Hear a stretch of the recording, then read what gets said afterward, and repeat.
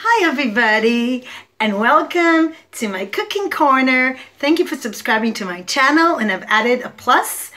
It's called Cooking for ADHD. And yes, if you have a problem organizing information, but you're very bright in other ways, you're in good company. Some of the world's brightest people do suffer from being able to focus. So get one of these books. They're cooking for children that have lots of photos, and you have everything well planned. So here we have 10 steps. Well, the first thing you do once you got your ingredients is you just have to follow those pictures. So it's pretty foolproof. So welcome to my kitchen. It's not a very pretty kitchen. It's quite messy as well, because I do have trouble organizing information. However, it's Tu B'Shvat today, so I will stop apologizing. That's the celebrating the trees. And then traditionally people eat dried fruit in diaspora. In Israel now we're encouraged to eat fresh fruit because dried fruit are not as healthy. And I thought to do a twist on Tu B'Shvat. I'm suffering currently from toothache, and I think it's better not too many sweets. So I've decided to do something with olives. And we do have beautiful olive trees in Israel. So I'm going to make cottage cheese and olive dessert or hors d'oeuvre. This is something you would serve before a meal, hors d'oeuvre in French. And in Ivrit, כדורי cottage וזיתים, which doesn't sound good in English. Cottage cheese and olive balls. I don't know. I don't like the sound of it. So we'll find, if you have a name for this recipe, do. So we have 6 ingredients. Six. And of course, being me, I did replace one of the ingredients because that's one of my specialty as a creative person. That's what nature gives us to compensate for inability to organize. So we have first of all, take everything from where you have to get it. And there's a list with pictures. So there's not going to be any problem. So we've got one cup of cottage cheese. If you live in Israel, it's quite easy because this refers to Israeli products. This is Israel's probably best product.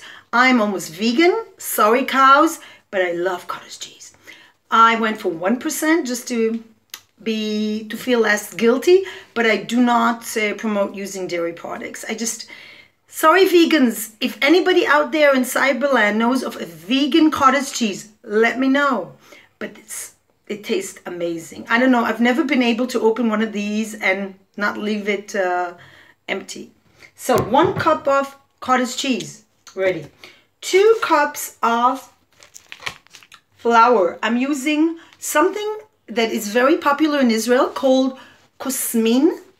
It's considered a very healthy flour because it's a sort of flour that has a very good, it's good for your digestion. It's good for your sugar level if you're suffering from a problem balancing that. And we all need to balance our sugar level. In English, it's called spelt flour. Never heard of it in my life, but I've tasted products from it. It looks like white flour, but it's supposed to be the healthiest thing. Nutritionists, it's the newest talk of the town of the healthy people. And apparently Israel is a vegan empire. This is one of the the best places for vegan food. So this is very big. So vegan people always need to know what's the healthiest thing they could use for cooking, so they can be healthy and not have any excuses for people who say, oh, you're not healthy, you're vegan. No, I'm very healthy.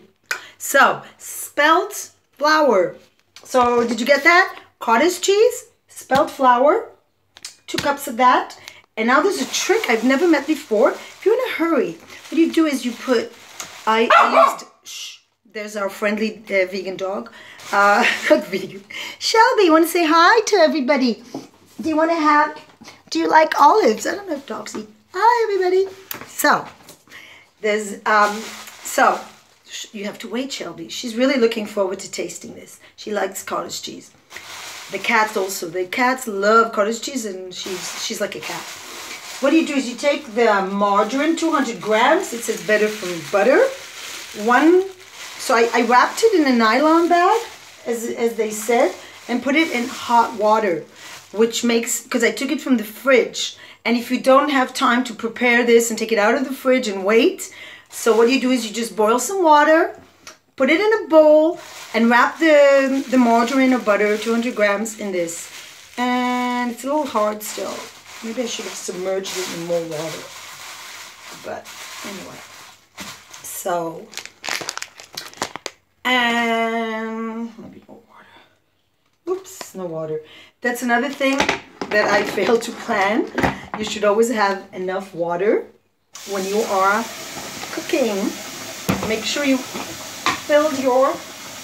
This is one of the most important utensils. I don't have a lot of utensils because I don't have a lot of space and I like to keep it simple, but this is important.